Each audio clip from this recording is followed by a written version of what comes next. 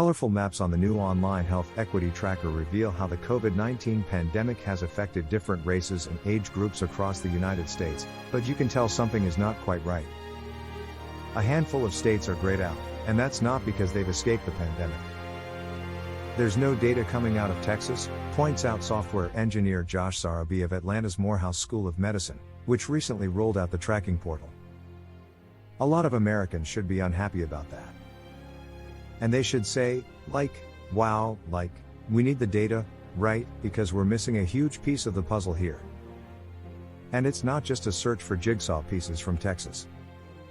The Centers for Disease Control and Prevention has tallied over 39 million cases of COVID-19 in the US, but if you want to know more detailed information, such as where patients live, whether patients were hospitalized or died, demographic details like race, gender and age, that information is gathered separately.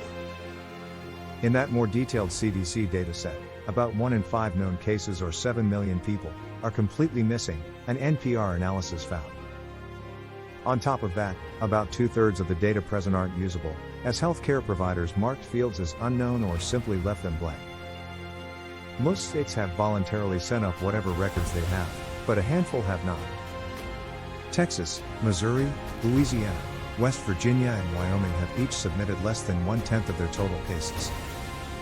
Another handful of states, including Florida, Michigan, and Kentucky, have smaller but still significant gaps in their data, each completely missing over 30% of their known cases.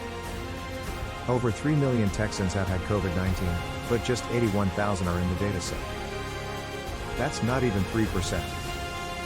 That is ludicrous. It is shameful.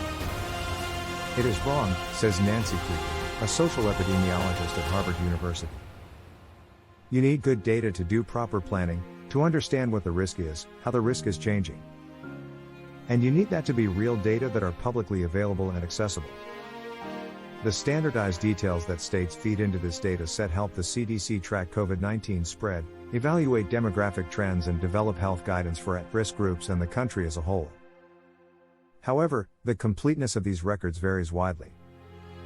Just 1% of the records present are missing the patient's age or sex, while 36% of them have race and/or ethnicity marked as unknown or left blank.